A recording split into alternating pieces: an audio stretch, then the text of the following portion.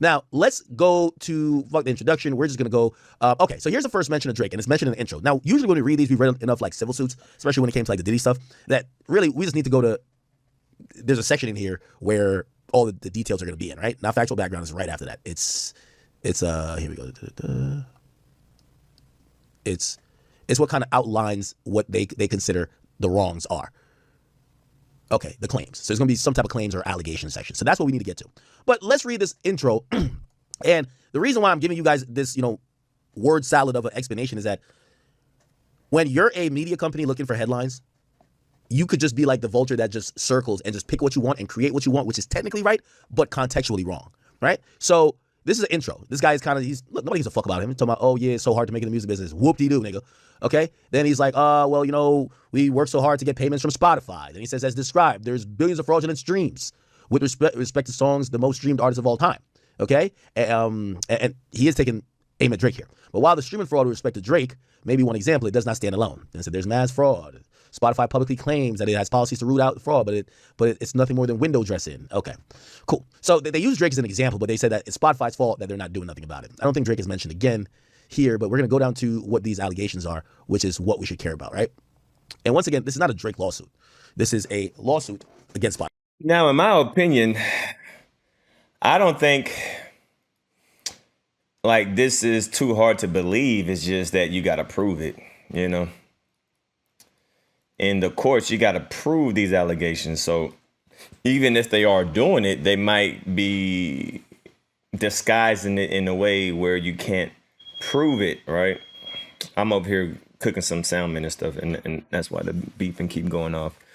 So it's not too far-fetched to believe these allegations, but can you prove it? That's the main thing. So, these companies know how to disguise their underground stuff or their alleged, allegations and stuff. So can you prove it? That's going to be the case. That's going to be the thing.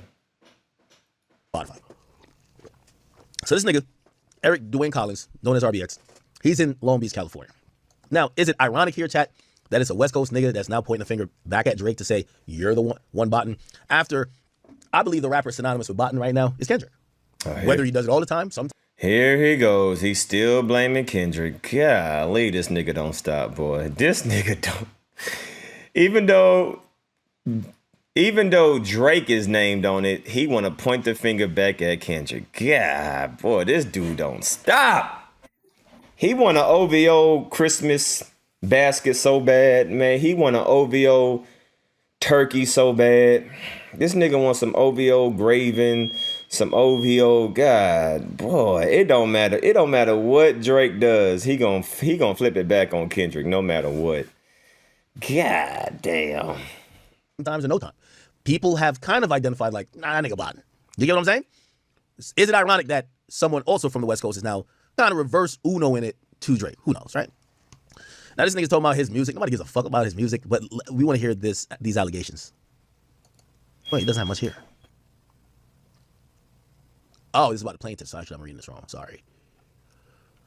Okay, so they're trying to build a subclass, the full class action.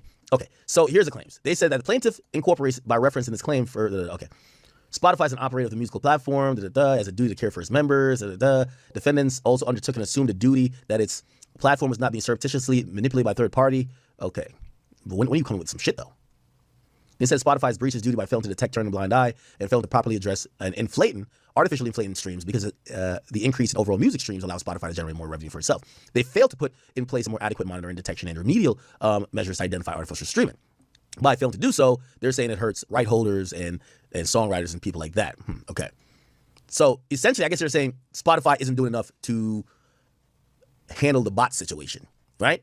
And it's funny because, let me see if I could find these instances of bot allegations, but it looks here. Okay,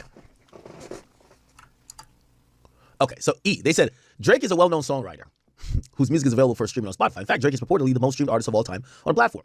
In September 2025, Drake became the first artist to achieve 120 billion streams on Spotify. However, on information believed that the voluminous information of which Spotify knows or should know that shows in between January 2022 and September 2025 A substantial and non-trivial part of Drake's 37 billion streams on Spotify during that time frame were inauthentic and appeared to be the work of a sprawling network of bot accounts. Plaintiff is informed and believes that an examination of Drake's music streams reveal abnormal VPN usage, seemingly designed to obscure true geographic origin of bot accounts that were streaming songs. For example, plaintiff is informed and believes that over a 40-day period in 2024, at least 250,000 streams of the Drake song No Face came from Turkey.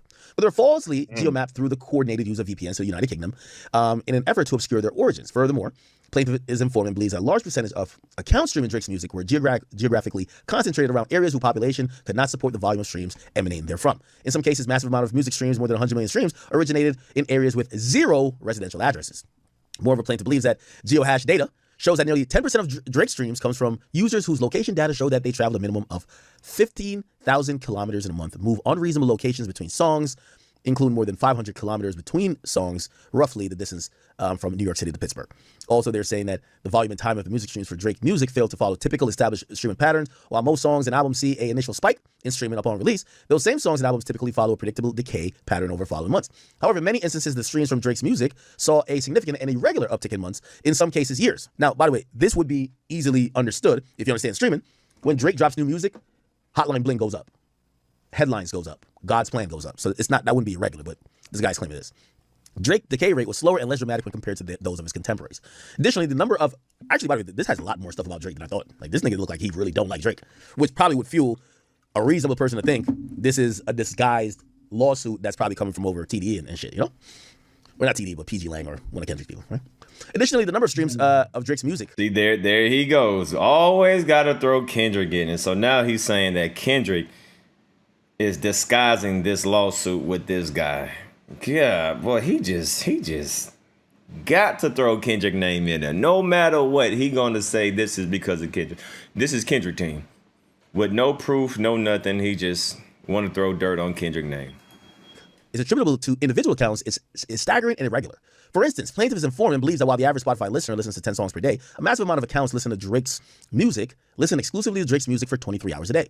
Plaintiff is informed and believes that the streaming data of Drake's music shows that less than 2% of his user accounts, music shows that less than 2% of his users accounts for roughly 15% of his overall streams. I would think that's normal. Your super fans are going to be the bulk of, or a good majority of your streams. And roughly 9% of his streams are attributable to less than 1% of his users. As a result, Drake's music accumulated far higher total streams compared to other highly streamed artists, even though those artists had far more users than Drake. As a result, which, by the way, here's the thing. Drake puts out more music more frequently. So even if he has less monthly listeners, he probably still will have more streams. This person's not really catering for that explanation, though. As a result of fraudulent streaming scheme described above with respect to Drake's music, the right holders of Drake's music saw their shares of the revenue pool substantially and artificially increased. That generated Drake and his company. We first seen this Frozen Moments thing when Drake filed that lawsuit filed a petition actually against iHeart, Spotify, and UMG. Then he later filed a lawsuit against UMG, but we're seeing Frozen Moments a lot more now, huh? The amount of streaming revenue would have otherwise been distributed to legitimate rights holders, but for the fraudulent boosting of Drake's music is estimated to be in hundreds of millions of dollars. Spotify knew or should have known about the anomalies described above, and had they employed reasonable detection measures, these artificial and inauthentic streams were readily identifiable to Spotify in light of their statistically improbable geohashing, sudden surges in stream accounts, coordinated stream patterns, and uniquely slow and shallow decay of streaming songs. Okay. All right, so that's most of the Drake stuff. Then they mentioned Drake here again. Where's that? Let me just go down. Okay, here we go. Ultimately, through negligence, failed to Okay, so it looked like they're using Drake as an example here. This is a complaint, so I'm wondering where they're getting their information, because Spotify isn't that open with sharing all the information that you could really pinpoint and do some type of external analysis on if the streams that they're counting are botted for any artist. So I'm wondering how this guy's getting it. In fact, this is filed in federal court. I'm kind of wondering who the hell are his lawyers? Baron Bud PC? What the fuck? Hold on. Sometimes you gotta look into the law firms here, chat.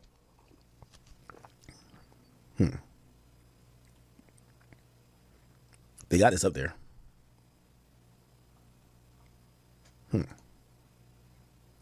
Who else have they represented?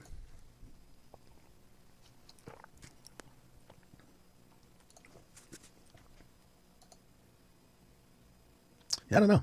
Anyway, I suggest this. I will think this lawsuit's going nowhere. If Drake couldn't win versus UMG, this bum ass rapper's not winning versus Spotify. You're not winning versus Spotify. You're not winning versus on the phone. Oh yeah, you're not winning versus Spotify. You're not winning versus UMG. You're not winning versus none of those artists, none of those companies. So we'll see what happens. We'll see what happens. But I think this is a responsive move to Drake claiming that Kendrick is botting, and even suing UMG heavily insinuates that Kendrick is manipulating numbers. I think the new way how most, I don't know, maybe it could be even UMG that's kind of pushing this, or it could be, I would less likely think it's them, or it could be somebody over Kendrick's team or somebody affiliated with it, because this seems less than a lawsuit to actually get some real type of progress. It feels like to change the headlines of, wait, Drake bots too, right? So that's like the new thing. Drake is a botter too. Like, I think they were trying to defend Kendrick with the botting, and then after a while they were like, fuck it. Let's just say they do it too, right? Have you seen... Of course, Akademiks is going to try to always throw Kendrick into this instead of just addressing Drake as an individual, which sounds guilty to me. Sounds good to me. Anytime someone involves somebody else instead of addressing what the actual talking point is, sounds like deflection, sounds like they're trying to cover up something. So, of course, Akademiks, I'm not surprised that he trying to put this on Kendrick, put this on TDE, put this on PG Lane, because that's what he's supposed to do. So typical. So y'all leave a comment down below, man. This is Akademiks' reaction to the Spotify lawsuit that Drake is named in.